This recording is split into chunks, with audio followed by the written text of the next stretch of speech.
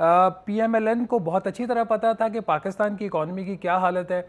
ये ज़रूर हो सकता है कि इनको ये ना पता हो कि पाकिस्तान के अंदर इस वक्त जो फ्यूल इंपोर्ट है वो कितनी है, जो बिजली के कारखाने हैं उनको चलाने के लिए मज़ीद इनको क्या चीज़ें चाहिए, उस पर तो बात हो सकती है। लेकिन जो पाकिस्तान के ब्रॉडर इंडिकेटर्स थे, आपके फॉरेन एक्सचेंज रिजर्व्स किधर खड़े हैं, IMF के साथ आपके क्या मामलात हैं, फिस्कल पोजीशन क्या है, FBR के क्या मामलात हैं, इनको सारा पता था। और इन्होंने फरवरी 2022 में वज़ीर-ए-आज़म शहबाज शरीफ साहब को, उस वक्त जो अपोजिशन लीडर थे, उनको जो इकनॉमिक टीम थी, एक ब्रीफिंग भी दी थी और उसमें वे फॉरवर्ड भी इन्होंने सजेस्ट किया था कि ये क्या चाहते हैं और क्या होना चाहिए। तो ये अनफॉर्चुनेट पार्ट है कि ये लोग सियासत करते हैं। और लेकिन एक जो चीज़ अब ये मसला ये आ गया है फ़ारूक साहब इसके अंदर, कि अभी इनका जो अपना, जिस तरह हम कहते थे ना कि इमरान खान साहब का एक उनका कोई भी ओकेजन होता था तो उसके हवाले से उनका कोई ना कोई आपको ट्वीट या उनका वीडियो स्टेटमेंट मिल जाती थी। तो अब PMLN जो है उस दरवाजे की तरफ जा रही है। पहले इनका जो मौक़िफ़ था, जो माजी में ये देते रहे पेट्रोलियम मसनूआत के ऊपर, कि जी बहुत ज़्यादा महंगाई इन्होंने कर दी, लोग अफोर्ड नहीं कर सकते, उस वक्त ये ज़रूर होता था कि जब तेल की कीमतें बढ़ती थी ये लोग सियासत करते थे और हुकूमत उस वक्त टैक्स भी ले रही होती थी। आज जब हम जहाँ पे आके खड़े हो गए, यहाँ पे शायद कुछ टैक्स अभी हम ले रहे हैं इंपोर्ट के ऊपर, लेकिन सब्सिडी आज के बाद ख़त्म हो गई है। यहाँ से आगाज़ हो जाएगा PMLN की अपनी पॉलिसीज़ का जो इसका इफ़ेक्ट होगा उसके ऊपर, आपकी पेट्रोलियम मसनूआत के ऊपर। तो आप देखते हैं कि ये क्या सियासत कैसे करते हैं और इकॉनमी को कैसे चलाते हैं। ये शहबाज साहब, आम आदमी ये जानना चाहता है, आम पाकिस्तानी ये जानना चाहता है, क्योंकि बहुत से मुतज़ाद खबरें हैं जो PTI की तरफ से भी आ रहा है। मैं आज देख रहा था मुतज़ाद जो बयानात आ रहे हैं डिफरेंट सियासी जमातों के हवाले से, ख़ासतौर पर पाकिस्तान तहरीक इंसाफ के, कि ये तो 300 रुपये पे पेट्रोल जाकर रुकेगा या उससे भी ऊपर चला जाएगा, और ऑब्वियसली उन्होंने इसके साथ अपनी सियासत को भी उसमें इंजेक्ट करना। अगर रियलिस्टिकली इसको देखा जाए तो क्या आपको पेट्रोलियम प्राइस सिर्फ वही पैरिटी जहन में रखी जाएगी आप कि जी इंटरनेशनल मार्केट में क्या है कि जी सौदे $120 पर बैरल पे हो रहे हैं, किस पर हो रहे हैं, या नहीं अभी भी कुछ आपको लगता है कि एक और इसने हाइक लेनी है? जी, इसके अंदर एक और हाइक मुनीब फ़ारूक साहब आएगी और बड़ी आएगी।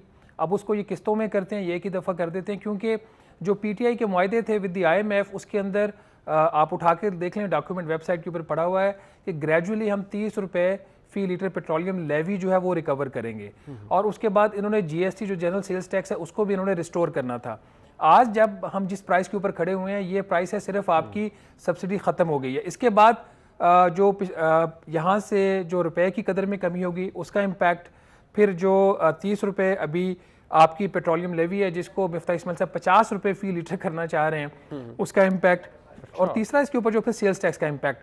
तो अगर आप मिनिमम भी आज की तारीख में जो 30 रुपये फ़ी लीटर आपकी लेवी है, 17% GST है, वो देख लें आप, इसका ये बन जाता है तकरीबन 40 रुपये वो, और 70 रुपये तो यहाँ से कीमत बढ़ रही है और 300 रुपये फ़ी लीटर हो रही है। And this is as per the agreement of the PTI with the IMF। लेकिन जो इस वक्त दुनिया के अंदर हालात हैं, आज तक मेरा भी ये मौक़िफ़ था कि पाकिस्तान तेल दरामद करता है, हम रोज़ाना तकरीबन 15.5 अरब रुपया हम रोज़ाना कर्जा लेते हैं, तो हम सब्सिडी नहीं दे सकते। यहाँ से फिर आगे हुकूमत का कमाल होना चाहिए कि वो किस तरीके से अपनी टैक्सेशन को मैनेज करते हैं, किस तरीके से मार्केट में डॉलर फेंके बगैर रुपए को बेहतर करते हैं, और किस तरीके से ये IMF को जो है वो कन्विंस करते हैं। तो यहाँ पे अब PMLN की काबिलियत का सवाल आ गया है। अच्छा, एक बात जो भी आपने कही कि ये जो आप लेवी की बात कर रहे हैं कि मिफ्ता साहब उसे 50 रुपये पे लेके जाना चाह रहे हैं, और अगर सेल्स टैक्स भी उसके अंदर ऐड हो जाता है, तो मुझे ये बताएं, ये रिक्वायरमेंट है, प्री रेक्विजिट है कि हमने अगर दोबारा डिसबर्सल करवानी है फंड्स की IMF से तो ये भी करना पड़ेगा? ये is it part of the agreement जो पहले हुआ था PTI के वक्त का, या नहीं ये अब गवर्नमेंट की इनएबिलिटी कैपेबिलिटी है या इनकी जादूगरी है कि ये कम इसको सेव कर सकते हैं या नहीं, या आपको लगता है करना पड़ेगा?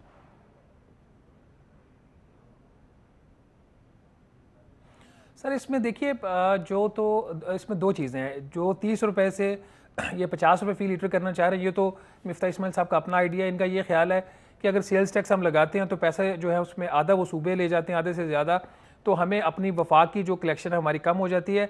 तो पेट्रोलियम लेवी जो है फेडरल टैक्सेशन है, इसलिए हम उसको जो 100% जितनी भी उसकी कलेक्शन होगी वो हम खुद रख लेंगे। ये तो इनका अपना एक इनोवेशन है इनकी, और ये जो 10 रुपये फ़ी लीटर से 30 रुपये फ़ी लीटर गई थी, ये लेवी भी मुफ्ती इस्माइल साहब ही 2018 में लेके गए थे।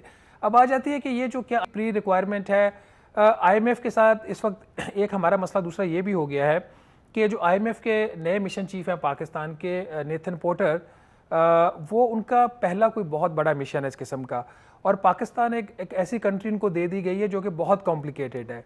मेरे ज़राए मुझे ये बता रहे हैं कि नेथन जो हैं वो पाकिस्तान और IMF का जो पिछला मुआहिदा है जो शौकत तरीन साहब ने किया था, जिसके बदले में $1 अरब की हमें ट्रांच मिली थी, उसके वो आप चूंकि एक लॉयर भी हम जानते हैं कि उसका वो कॉमा और फुल स्टॉप भी देख रहे हैं कि इसके ऊपर मैंने अमल दरामद करवाना है। टू एन एक्सटेंट इसके अंदर PTI के मुआहिदों का बिल्कुल उसकी जो अंडरस्टैंडिंग है हुकूमत की उनके साथ, जो उस वक्त की हुकूमत थी, उसका जिक्र होगा, उसका किरदार होगा। लेकिन यहाँ पे आप ये चीज़ देख लीजिए कि जो आपके बाकी फैक्टर्स हैं ग्राउंड के ऊपर, वो जो है वो काफ़ी हद तक चेंज हो चुके हैं। रुपया आपका 208 के ऊपर इस वक्त ट्रेड कर रहा है। IMF का एग्रीमेंट इन साइट नहीं है, इसके बारे में हम कोई प्रिडिक्ट नहीं कर सकते इसकी बॉटम क्या होगी। और फिर इसके साथ ही आलमी मंडी में जो तेल की कीमतें आप देखें, कल जो है $125 फी बैरल पे गई, आज कोई 119 के ऊपर आई हैं, तो ये बहुत ज़्यादा फ्लक्चुएशन है। आज जो है यूरोप ने भी, मतलब जर्मनी ने अपने सिटीजन को कह दिया कि वो गैस की और बिजली की सेविंग करें, क्योंकि रशिया ने वहाँ पे सप्लाईज जो है उनकी काट दी हैं। तो जो रशिया की सप्लाईज दुनिया में कम हो रही हैं, वो ऑल्टरनेटिवली जो बाकी मार्केट्स अवेलेबल हैं, गल्फ है, US है, वहाँ से फिर यूरोप जो वो गैस और बाकी जो एनर्जी की वो प्रोडक्ट्स है वो उठाएगा। तो इंटरनेशनल जो कॉम्प्लिकेशंस आ रही हैं यूक्रेन और रशिया फैक्टर की वजह से पाकिस्तान की इकॉनमी जो डैमेज हो रही है, ये मुफ्ती इस्माइल के लिए एक उनके लिए मौका है कि इसको वो सामने रखें, मजबूत केस बिल्ड करें। और ये अभी भी राइट नाउ जब हम बात कर रहे हैं तो IMF की ये डिमांड है कि आपने लेवी भी बढ़ानी और सेल्स टैक्स भी बढ़ाना है जुलाई से, तो फिर हम आगे बात करेंगे आपसे, तो आपको पैसा रिलीज होगा।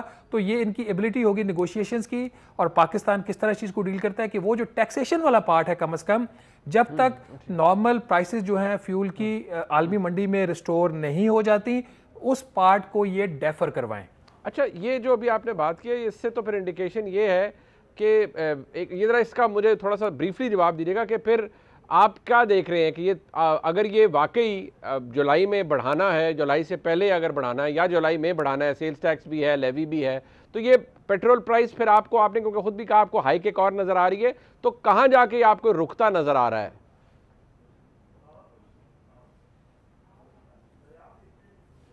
अगर मैं IMF की डिमांड को सामने रखूं तो मुझे ये लग रहा है कि इस वक्त आपका तकरीबन 1 जुलाई से जो एक अलहदा फैक्टर हो सकता है आलमी मंडी में तेल की कीमत का और रुपए की कदर में कमी का, उसको माइनस करके मैं आपसे अगर बात करूं तो आज अगर 234 रुपीज़ है, मेरा ख्याल 280 शायद हो जाए। अच्छा, तो ये इसके आसपास हो सकती है।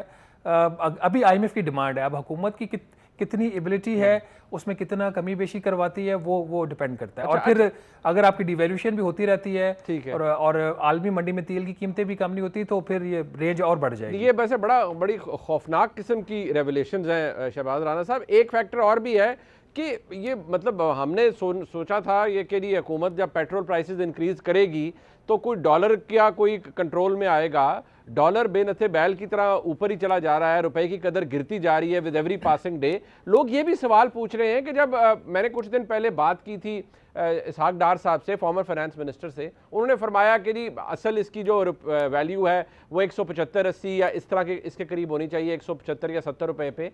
चले कोई एफर्ट तो नजर आए अभी, कम से कम ये तो बजाय रुकने के ये तो विद एवरी पासिंग डे ऊपर ही जा रहा है। ये कंट्रोल में क्यों नहीं ला पा रहे इसको अब तक आपकी नजर में?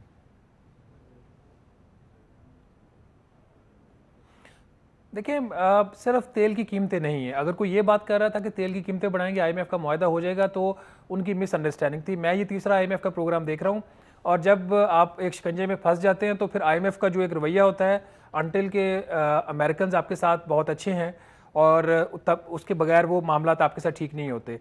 तो ये एक मिसअंडरस्टैंडिंग थी कि तेल की कीमतें बढ़ाने से हो जाएगा। रुपया काबू उस वक्त तक नहीं आएगा जब तक IMF का जो प्रोग्राम है वो इन प्लेस नहीं हो जाता।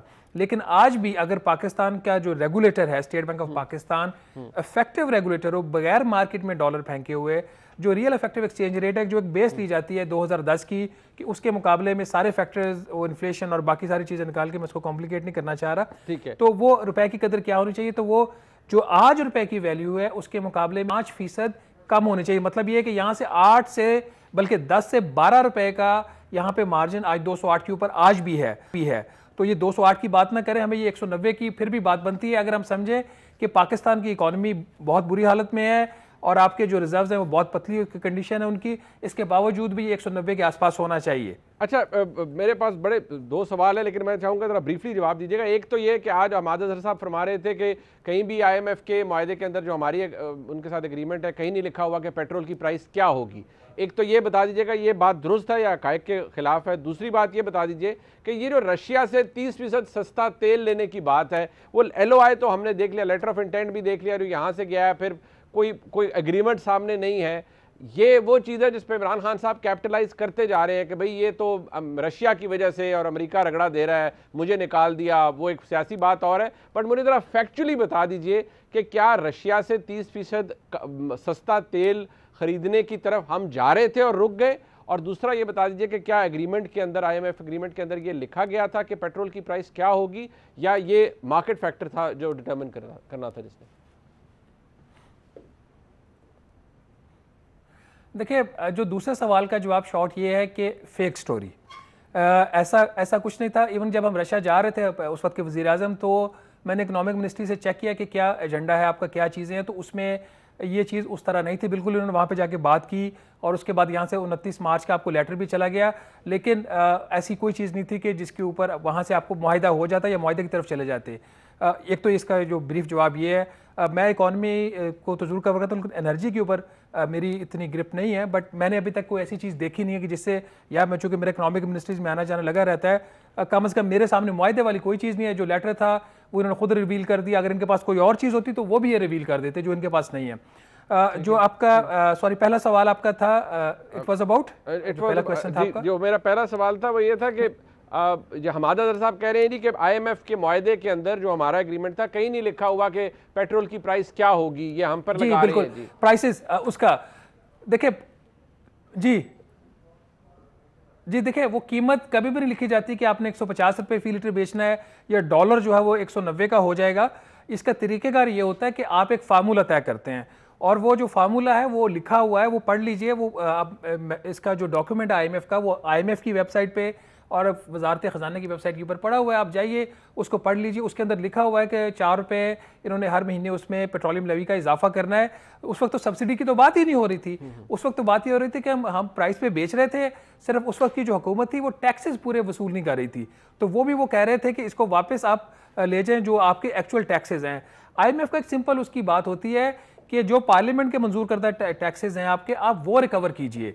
तो जो भी आपकी आलमी मंडी से आपके तेल की कीमत होगी उस वक्त या आज, क्योंकि सब्सिडी का तो कॉन्सेप्ट ही कोई खान साहब के इंट्रोड्यूस करवाने से पहले, उसके ऊपर फिर आपको 17% GST और 30 रुपये फी लीटर पेट्रोलियम लेवी।